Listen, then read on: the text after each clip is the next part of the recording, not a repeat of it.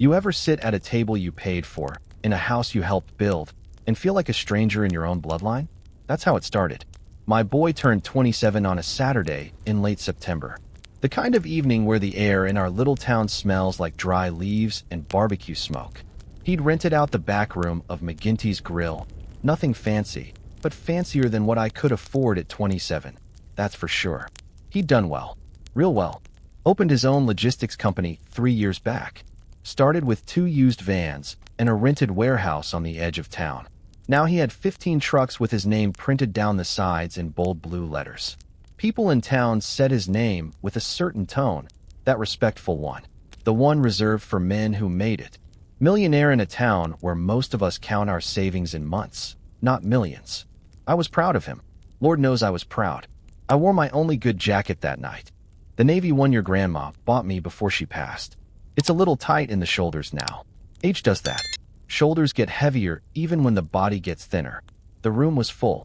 His employees, a couple of investors from Spokane, the mayor, 2 local bankers who never returned my calls 20 years ago when I needed a loan for my hardware store.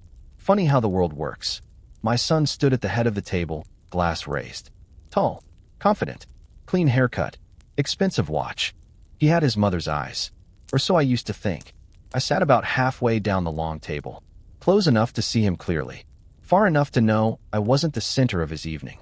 He started with the usual stuff, thanking his team, thanking his partners, thanking the town for believing in him. Then he looked at me, and he smiled. But it wasn't the smile he had when he was 5 and ran to show me a crayon drawing. It wasn't the nervous smile from his high school graduation. This one had edges. I guess, he said, tapping his glass lightly. I should also thank my father. A few heads turned toward me. I gave a small nod. Felt that warm pressure in my chest.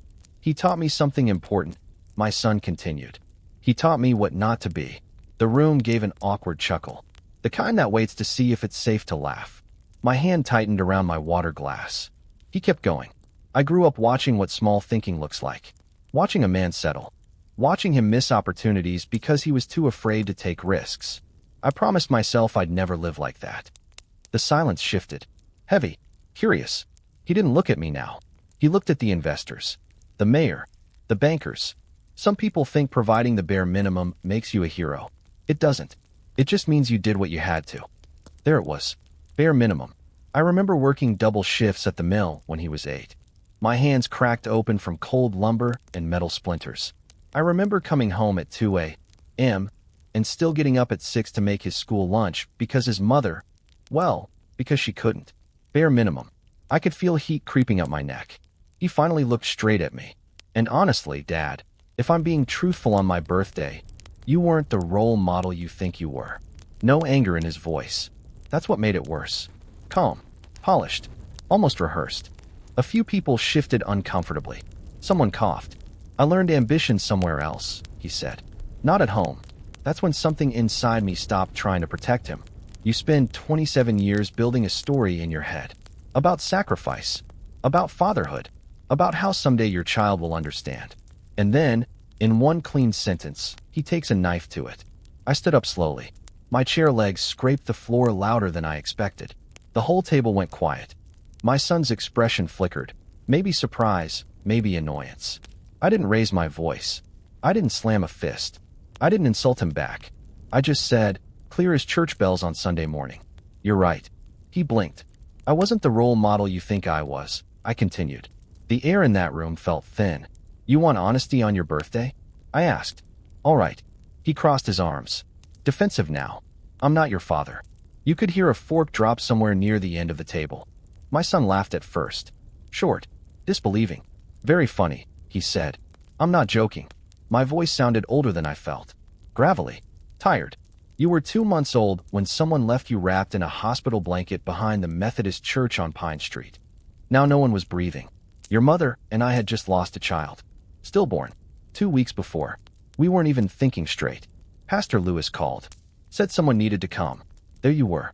Screaming your lungs out like you were mad at the whole world already. I could see his face draining of color. We took you home that night. No paperwork yet. No promises. Just a baby who needed someone. Someone at the table whispered, "Oh my God." We went through the legal process later. I said. Closed adoption. Record sealed. We never told you because we wanted you to feel chosen, not abandoned. My hands were steady. Strange how calm I felt. You weren't born into our house, I said softly. But you were wanted. The mayor stared at his plate. The investors avoided eye contact. His employees looked confused, like the ground under them had shifted. My son's mouth opened. Closed. Opened again. That's not true, he said finally, but it came out weak. It is. He looked around the room like someone might rescue him with a joke. No one did. I gave you everything I had, I said. Maybe it wasn't ambition. Maybe it wasn't millions. But it was mine. Silence pressed in from all sides. And if I was small, I added quietly, then understand something. I let the words hang there. I chose you anyway. The room felt colder. My son slowly lowered his glass. His knuckles had turned white around the stem. For 27 years, he believed his blood was mine, that my limitations were his inheritance, that my small thinking was in his DNA. Now he didn't know what he'd inherited, and I didn't know if I'd just freed him or broken him. I sat back down. Nobody clapped. Nobody moved. Some truths don't explode. They just settle over a table like dust. And once they land, nothing looks the same again. You see, kid, sometimes the worst betrayal isn't what someone does to you. It's when they rewrite the story of who you were and forget who carried them before they could stand. And that night, that was only the beginning. You could have heard the ice melting in the water glasses. That's how quiet it got. My boy stood there like someone had yanked the floorboards out from under him. His jaw was tight, eyes moving fast, like he was trying to calculate something that didn't add up. You're lying, he said finally. Not angry, not loud, just disoriented. I shook my head once. Your adoption papers are in the fireproof box at the house. Top shelf of the hallway closet. Same place they've been for 27 years. He didn't blink. A couple of his employees shifted in their seats. One of the investors cleared his throat and glanced toward the door. Nobody knew where to look. At him? At me? At their plates? The mayor leaned toward his wife and whispered something I couldn't hear. My son finally set his glass down. Why? He asked. It wasn't a challenge this time. It was a child's question. Because you were ours, I said. That's why. He ran a hand over his hair. The confidence he'd been wearing all evening. That sharp, polished edge, it cracked. You let me believe, his voice faltered. You let me believe I was your blood. You were my son, I said. That's different. His laugh this time wasn't amused. It was hollow. So all those lectures about hard work and integrity, that wasn't even your DNA talking. There it was again. Blood. DNA. Inheritance. He needed biology to explain ambition. Needed something physical to blame or praise. Maybe not, I said quietly. But the man who stayed up with you when you had croup at 3 a.m, that was real. The one who sold his truck to cover your first year of college? Real. The one who sat in the bleachers at every single baseball game, even when it rained. Real. He swallowed hard. You should have told me, he said. Maybe, I admitted. And that was the first time all evening I felt something like regret. We had talked about telling him. His mother and I. Late nights in the kitchen when the house was quiet. She always said, let him grow strong first. Let him know he's loved before he knows he was left. We kept waiting for the right time. Turns out, the right time never shows up politely. One of the bankers finally stood up, muttered something about an early morning meeting, and slipped out.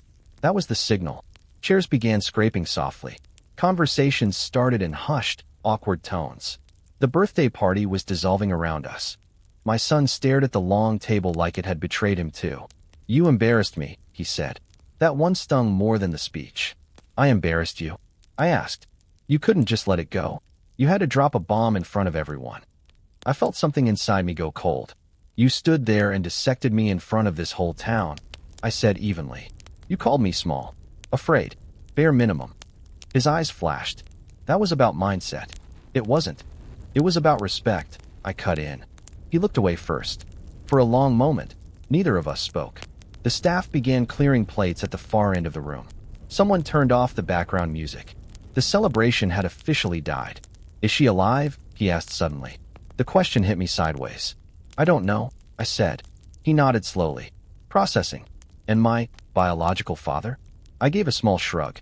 We were told nothing. Just that you were healthy. No identifying details. Sealed records. He sank into his chair like the weight of his own success had become too heavy to hold up. All this time, he murmured, I thought I came from you. You came through me, I said. That's enough. He let out a breath that sounded almost like a sob, but he swallowed it back before it could fully form. Pride. He's always had that. Does everyone know? He asked. Only your mother. And the lawyer. He stared at the table again. His reflection in the polished wood probably looked unfamiliar to him now. You waited until tonight, he said quietly. On my birthday. I didn't plan it, I replied. You forced my hand. That hung there between us. He looked up at me then. Really looked at me. For the first time that night, there was an accusation in his eyes. There was fear. Am I like them? He asked. Them. Whoever had left him behind at church in a hospital blanket. I leaned forward slightly. You're like the man you chose to become, I said. That's it. He didn't respond right away. A server came over, asked softly if we needed anything else. My son waved her off without looking at her. The room was nearly empty now. I need air, he muttered. He stood and walked out the side door into the alley behind the restaurant. I followed a few seconds later. The night was cool. Streetlights buzzing faintly. The smell of trash bins and distant fried food. He stood with his hands on his hips, staring at the brick wall across from him. Say something, he said without turning around. What do you want me to say? I don't know. Tell me I'm still me. You're still you. He laughed bitterly. You don't even look like me. There it was. 27 years, and suddenly he saw differences that had always been there. My dark hair. His lighter brown. My stocky build. His tall frame. We used to joke about that, I said softly. Remember? You said you got the good genes. He didn't smile. I built everything on the idea that I came from nothing special, he said. That I had to outrun mediocrity. And now? I asked. Now I don't know what I'm outrunning. I studied him in that dim alley light. For the first time all evening, he didn't look like a millionaire businessman. He looked like the 2-month-old baby we brought home, fists clenched, screaming at a world he didn't understand. You don't know biology anything, I said. You owe character. He stayed quiet. After a while, he said, Did Mom ever regret it? That question nearly broke me. Not for a single second, I said. She loved you so fiercely it scared me sometimes. His shoulders dropped slightly. I don't know what to do with this, he admitted. Good, I said. He turned toward me, confused. Because neither do I. The honesty surprised both of us. We stood there in that alley, a successful man and an old one, connected by 27 years of bedtime stories and scraped knees and unpaid bills, and disconnected by blood. Finally, he said something I didn't expect. Why didn't you ever push harder? Why didn't you try to build more? Be more? I looked up at the dark sky above the buildings. Because I thought being your father was enough. He didn't answer that. A car passed at the end of the alley, headlights briefly washing over us. You didn't have to say it in front of everyone, he said after a while. You didn't either, I replied. We let that sit. Eventually, he walked back toward the front entrance without asking me to follow. At the door, he paused. I need time, he said. I figured. He hesitated like he might say something else. Maybe Dad. Maybe I'm sorry. But he didn't. He went inside. I stood alone in that alley a few seconds longer. 27 years. Funny how quickly a foundation can crack. But here's the thing, kid. Blood makes you related. Choice makes you family. And that night, I realized something else. Love doesn't guarantee gratitude. Sometimes it just guarantees scars. The next morning, the town already knew. Small towns don't need newspapers. They have waitresses. By 10 a.m., I'd gotten 3 calls. One from Earl at the feed store, pretending he just wanted to check in. One from Pastor Lewis, his voice careful. And one from my sister, who skipped polite and asked straight out, Is it true? I told them all the same thing. Yes. Around noon, my son showed up at my house. He didn't knock like he used to. Just one firm tap, and then he walked in like he owned the place. Maybe he does now, in some ways. He looked tired. Suit wrinkled. Eyes red around the edges. Where are the papers? He asked. I pointed to the hallway closet. He found the lockbox. I gave him the key without a word. He sat at my kitchen table, the same table where he used to do homework, and spread the adoption documents out like financial statements. I watched his face as he read. Date of placement. 2 months old. Sealed records. Final decree signed 6 months later. My name on the line marked father. He stared at that word for a long time. You could have told me, he said again. but softer this time. I know. He folded the papers carefully. Too carefully. Like they might break. Did she ever try to find me? He asked. No. Did you ever try to find her? That one sat heavier. No, I admitted. We were afraid. Afraid of what? That she'd want you back. He looked up at me then. Something shifted in his expression. Not anger. Not pride. Understanding. You thought you could lose me, he said quietly. Every day, I answered. He leaned back in the chair, ran both hands over his face. I spent my whole life trying to prove I wasn't you, he said. Trying to outrun what I thought was small-town blood. I didn't interrupt. And now I find out, he continued. I don't even know what blood I have. You have your own, I said. That's enough. He let out a long breath. For a moment, we just sat there in the hum of the refrigerator and the ticking wall clock. Then he said something that cut deeper than his birthday speech ever could. Did you tell me last night to hurt me? I didn't answer right away. No, I said finally. I told you because you hurt me. That landed. He nodded once. Slow. I shouldn't have said those things, he muttered. It wasn't a grand apology. No big speech. But it was something. I raised you to be honest, I said. Guess I got what I asked for. A faint, tired smile touched his mouth. First one I'd seen in 2 days. Guess you did. He stood up after a while, slid the papers back into the lockbox. I need space, he said. To think. I figured. He hesitated at the door. Whatever else is true, he said without turning around. You're the man who raised me. That was as close to Dad as I was going to get that day. After he left, the house felt different. Quieter, but not broken. Here's the thing, kid. Truth doesn't destroy a family. Pride does. And we both had more of that than we cared to admit. A week passed. No calls. No visits. In a small town, silence feels louder than gossip. I saw his trucks driving past my street twice that week. Big blue letters on the side. His name bold and confident. Neither time did they slow down. Then one evening, just before dusk, he showed up again. This time he knocked. He looked different. Not angry. Not proud. Restless. I filed paperwork, he said as soon as I opened the door. For what? To unseal the adoption records. That hit me harder than I expected. You sure you want that? I asked. He stepped inside without answering. I need to know, he said finally. Not because I don't value what you did, but because I can't build the rest of my life on a blank page. He paced my living room like he used to before high school football games. What if she didn't want me, he asked. I didn't sugarcoat it. She didn't keep you. He flinched. Just slightly. But she might have had reasons, I added. People do desperate things when they're cornered. He stopped pacing. I keep replaying that night, he said. The church steps. The blanket. Was I crying? Was she watching from somewhere? I could see it.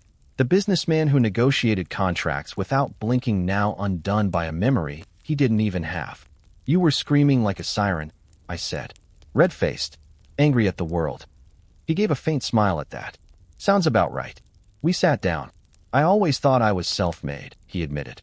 Like I clawed my way up from your limitations. There was no venom in it this time. Now I'm wondering if I've just been running from ghosts. I folded my hands. Ambition's a strange thing, I said. Sometimes it's about building something.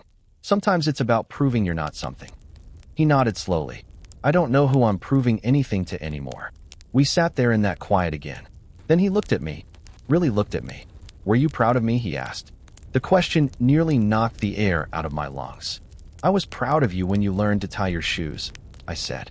Proud when you lost your first baseball game and didn't cry. Proud when you started that company with 2 busted vans. I paused.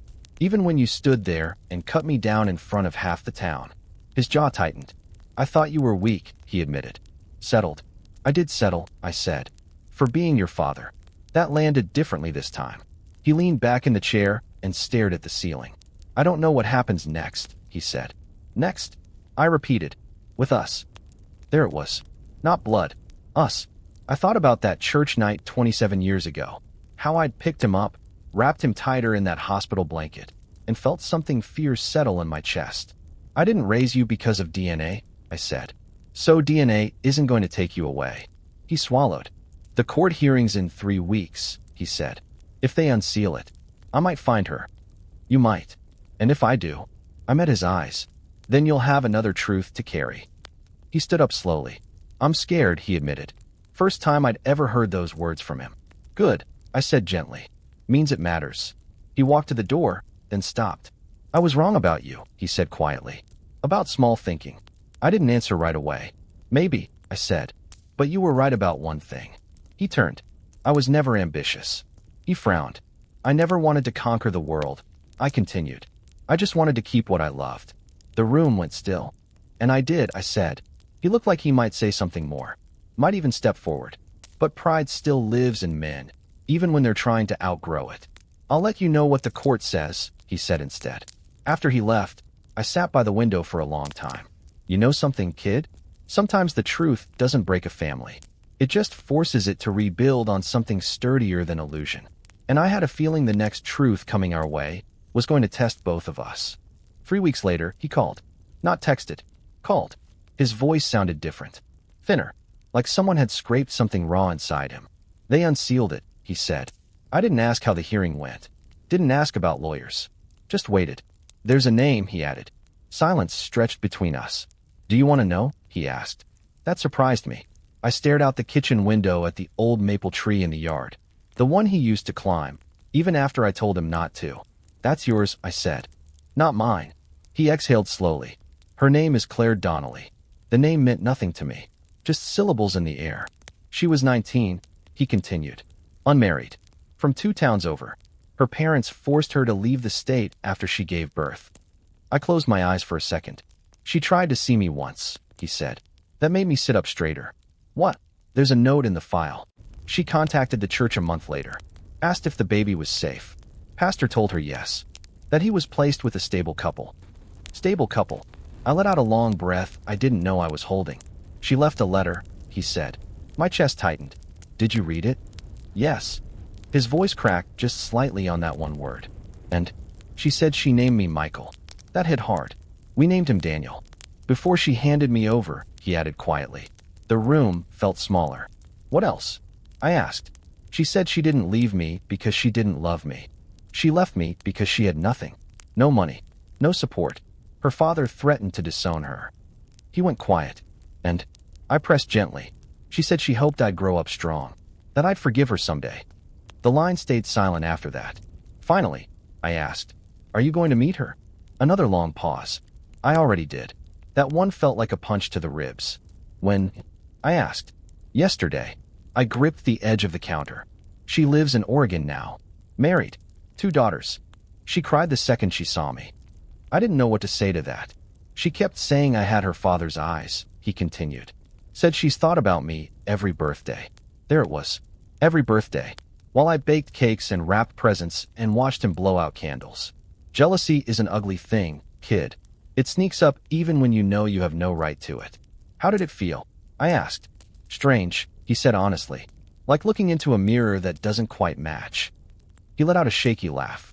She said I always looked angry in the hospital photos. I smiled despite myself. That tracks. He didn't laugh. She asked about you. That surprised me again. What did you tell her? That you're stubborn. Quiet. That you built a hardware store from nothing. That you showed up to every game. My throat tightened. I told her you were my father. Not the man who raised me. My father. The words settled heavy and warm all at once. She said thank you, he added. For loving me when she couldn't. I had to sit down. For a moment, neither of us spoke. Then he said something softer than anything he'd said since his birthday. I spent so much time trying to outrun you, he said. Trying to prove I was bigger than where I came from. And now? I asked. Now I see I came from 2 people who gave me away out of love. That one landed deep. She didn't abandon me, he said quietly. She sacrificed. I nodded, even though he couldn't see it. And you didn't settle, he added. You chose. The house felt warmer somehow. She wants to meet you, he said carefully. I raised an eyebrow, though he couldn't see that either. Why? She says she owes you. I let out a slow breath. I don't need anything from her. I know, he said. That's why she wants to. Silence again.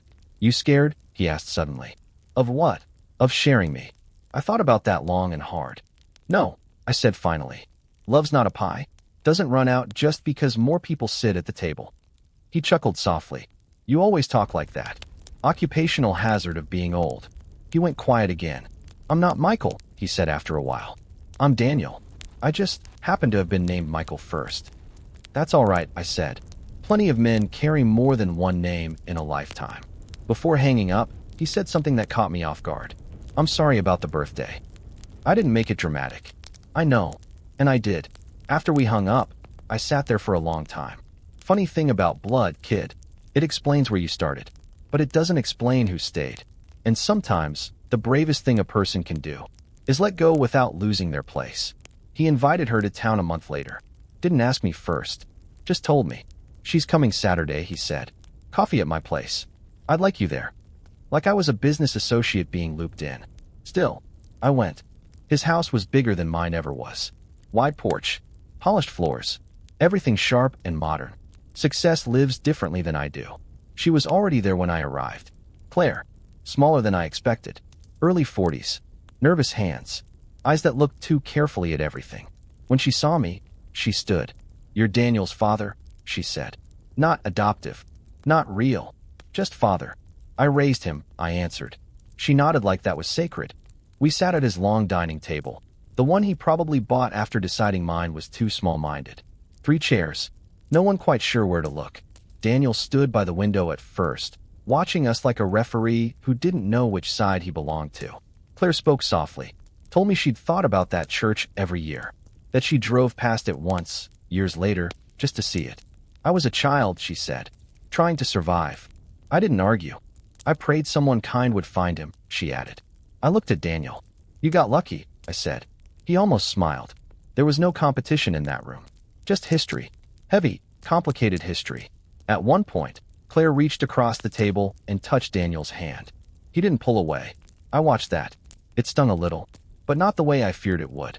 Because when he turned to introduce me properly, he said, "This is the man who taught me how to work. Not the man who adopted me. Not the man I grew up with. The man who taught me." Claire looked at me with something close to gratitude. I don't expect anything, she said. I just wanted him to know I never stopped loving him. I believed her. That surprised me most of all. When I left, Daniel walked me to my truck. He leaned against the door like he used to when he was a teenager and didn't know how to say what he felt. You okay? He asked. Yeah. He studied my face. She gave me life, he said carefully. But you gave me direction. That'll do. I nodded once. You don't owe me loyalty, I told him. You owe yourself peace. He thought about that. I think, he said slowly. I needed to know I wasn't abandoned to understand I don't have to prove anything anymore. There it was. All that ambition. All that sharp-edged drive. Maybe it wasn't about money. Maybe it was about being left. He hugged me before I got in the truck. Not formal. Not polite. Just tight. On the drive home, I didn't feel replaced. I felt settled. You see, kid, sometimes you don't lose your place when someone else steps into the story. You just realize the story was bigger than you thought. And love? Love doesn't shrink when shared. It just gets less afraid. After Claire left town, something changed in him. Not overnight. Not dramatic. Quieter than that. He stopped talking about expansion. Stopped mentioning buying out competitors. The sharp edge in his voice dulled. Not weakness, just less hunger. One evening, he came by unannounced. Brought a six-pack and sat on my porch steps like he used to after high school games. You ever feel like you've been running on the wrong fuel? He asked. All the time, I said. He stared out at the road. I built everything to prove I wasn't disposable, he admitted. That someone couldn't just leave me. That word again. Disposable. But she didn't leave you because you were nothing, I said. She left because she had nothing. He nodded slowly. And you didn't stay because you had to, he added. You stayed because you chose to. There's a difference between being needed and being wanted. Took him 27 years to see it. I've been hard on people, he said after a while. Employees. Partners. Even you. That's true. He huffed a small laugh. I thought pressure made people strong. And what do you think now? I think fear makes people sharp. But love makes them steady. That surprised me. He looked over at me then. I stood up there on my birthday thinking I built myself, he said. Like I was self-made. He shook his head. There's no such thing. I didn't say I told you so. Some lessons have to cost something to stick. He leaned forward, elbows on his knees. I've been meaning to ask you something, he said carefully. Go on. Why didn't you ever push me to take over the hardware store? That one caught me off guard. Because it was mine, I said. Not yours. He frowned. I thought you didn't think I was capable. No, I said. I thought you were capable of more than my shadow. He went quiet at that. Funny, he murmured. I spent my whole life trying to escape your shadow. And I spent mine trying not to cast one too big. We sat there in the fading light. Crickets starting up. The air cooling. After a while he said, I'm restructuring the company. Oh, less expansion. More stability. I've been chasing scale like it was survival. And now I think survival looks different. He stood up, stretched. I used to think you were small because you stayed in one place, he said. Now I think maybe you were brave enough to stop. That might have been the closest thing to admiration he'd ever given me. Before he left, he turned back once more. I'm glad you told me, he said. Even the way you did. That makes one of us, I muttered. He smiled at that. A real one this time. After he drove off, I stayed on the porch a while longer. You know something, kid? Sometimes a man builds success out of fear. Sometimes he tears it down out of understanding. And sometimes it takes losing the story you believed about yourself to finally become the man you were meant to be. About 2 months after that porch conversation, he invited me to lunch. Not McGinty's this time. His office. Glass walls. Polished concrete floors. Big company logo mounted behind the reception desk. His name in brushed steel letters. I walked in wearing the same navy jacket. The receptionist stood up quick when she saw me. Mr. Flores, he's expecting you. That felt different. He was in his corner office when I stepped in. Big windows overlooking the industrial park. Trucks lined up in neat rows like obedient soldiers. He didn't stand behind the desk this time. He came around it. We need to talk, he said. I sat. He didn't. I've been thinking about something since the birthday, he began. About what I said. I didn't help him. I called you small, he continued. Said you settled. You did. He nodded once. I was wrong. There it was. Plain. I confused stability with fear, he said. I thought staying in one town meant you lacked ambition. And now? I asked. Now I realize you stayed because you were building something that didn't move. I let that settle. He walked over to the window and looked out at the trucks. I've been offered a buyout, he said. That surprised me. From who? A national firm out of Seattle. They want the contracts, the fleet, the whole thing. And they're offering more money than I ever imagined. I studied his back. But, I prompted, but if I sell, the company moves. Headquarters relocates. The name disappears. The name. His name. You built that, I said. He turned slowly. I built it to prove something, he said. Now I'm not sure what. Silence. Then he walked back to the desk and opened a folder. Inside were numbers. Charts. Projections. I wanted your opinion, he said. That caught me off guard more than anything else that day. My opinion? Yes. I leaned back in the chair. Why? Because you're the only man I know who understands the difference between enough and more. That one hit deep. I looked at the papers without really seeing them. You don't need my permission, I said. I'm not asking for permission. He hesitated. I'm asking for perspective. There was a time when he would have called that weakness. I folded my hands. Do you love running it? I asked. He paused. I love what it gave me. That's not the same. He nodded slowly. I don't know who I am without it, he admitted. Oh, there it was. You're not your origin story, I said. And you're not your company either. He stared at me. You're the same man who would have succeeded if you'd started with 2 trucks or none. He looked uncertain for the first time since he was a teenager choosing a college. What would you do, he asked. I thought about the hardware store. The long hours. The steady, predictable rhythm of it. The fact that I never made millions, but I never owed anyone either. I'd ask myself one question, I said, which is, if I sell, am I running towards something? Or just running again? The room went quiet. He closed the folder slowly. I don't want to run anymore, he said. I stood up. Then don't. He walked me to the door. Right before I stepped out, he said something low, almost like he didn't want the office walls to hear it. You know, for a man who's settled, you're the only one I trust when things get big. I didn't smile, but I felt it. As I walked past the logo with his name on it, I realized something. He wasn't asking me because of blood. He wasn't asking me out of obligation. He was asking because somewhere along the way, he learned how to measure a man, and finally understood what he'd been standing on all along. You see, kid, success makes noise, but character? Character is quiet. And when the room gets uncertain, it's the quiet foundation that keeps the walls from falling in. He didn't sell. Not that week. Not the next. Instead, he did something I didn't expect. He shut down 2 expansion projects. Canceled a lease on a second warehouse. Let a flashy marketing contract expire. The town noticed. People whispered he was losing his edge. That maybe the pressure finally got to him. That maybe the birthday drama rattled him more than he let on. Small towns love a rise, but they love a fall even more. One evening, he came by with a cardboard box. Set it on my kitchen table. Inside were framed photos from his office. The first truck. The original warehouse. A newspaper clipping from when his company hit its first million in revenue. And one photo of us. High school graduation day. Me in a cheap suit. Him in a cap and gown, looking half proud, half impatient. Why is this here? I asked. I'm redesigning the office, he said. And I realized something. He picked up the graduation photo. I kept this in a corner, he admitted. Not front and center. Didn't fit the image I was building. Image. There's that word. And now? I asked. Now I'm not building an image. He set the photo back down. I turned down the buyout, he said. I nodded once.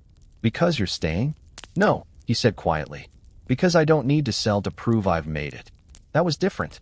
He leaned against the counter, looking around my kitchen like he was seeing it properly for the first time. I used to think success meant escaping where you started, he said. Now I think it might mean honoring it. I didn't answer right away. He studied me. You never tried to make me like you, he said. No. Why not? Because I wasn't raising a copy. He absorbed that slowly. I've been hard on my people, he admitted. I'm changing that. How? I started profit sharing this week. Promoted from inside instead of hiring outsiders with shiny resumes. That surprised me. I built the company out of fear, he said. Now I want to build it out of loyalty. I watched him carefully. You sure that's not just another strategy? I asked. He smiled slightly. Maybe it is, he said. But it's the first one that doesn't feel like I'm fighting someone who left. That one landed deep. He wasn't chasing ghosts anymore. He was choosing ground. Before he left that night, he did something small. He took that graduation photo out of the box and set it on my kitchen shelf. Keep it here, he asked. Why? So when I forget again, I can come look at it. Forget what? He didn't say. He didn't have to. After he drove off, I stood in the quiet kitchen, staring at that photo. Two men. One who thought he was building a future. One who didn't know he was building a man. You know something, kid? Money can multiply. Companies can expand. Names can get printed on trucks and buildings. But the only thing that really scales is the kind of character someone chooses when no one's clapping. And I think, finally, he wasn't running anymore. Winter came early that year. The kind that settles into the bones and makes the mornings slower. One Sunday afternoon he showed up with no announcement, no box, no paperwork. Just himself. He stood in my doorway like he had something heavy in his pockets. I've been thinking, he said. That's usually dangerous, I replied. He half smiled. I met with my lawyer. That got my attention. And I'm restructuring my estate. I leaned back in my chair. You're 27. I know. He stepped inside, closed the door behind him. I kept thinking about that night, he said. The church. The choice you made. The fact that everything I have started with someone deciding I was worth keeping. He looked around my house. The worn floors, the patched drywall, the old clock ticking steady on the wall. I used to think inheritance meant money, he continued. Assets. Property. Equity. And now? I asked. Now I think inheritance is responsibility. That word sounded steadier in his mouth than ambition ever did. He sat down across from me. I've set up a foundation, he said. Small for now, but growing. For what? For young mothers who don't have support. Housing. Legal help. Financial counseling. That hit me quiet. In her name, he added. Claire's. I nodded slowly. And in yours. I frowned. What for?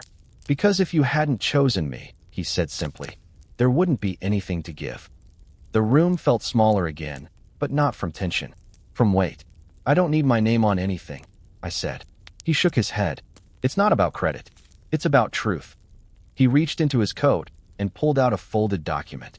I also changed something else. I didn't touch it. If something happens to me, he said carefully, you're in charge of everything. I stared at him. You've got investors. Lawyers. I trust you. That was it. Not because of blood. Not because of obligation. Because of trust. I thought I was self-made, he said quietly. Turns out I was father-made. I let out a slow breath through my nose. Don't get sentimental on me, I muttered. He smiled, but his eyes were wet. You know what the strangest part is? he said. What? I don't feel like I'm missing anything anymore. That might have been the biggest shift of all. No more ghost he was running from. No more invisible opponent. Just ground beneath his feet. He stood up after a while. At the door, he hesitated. Dad, he said.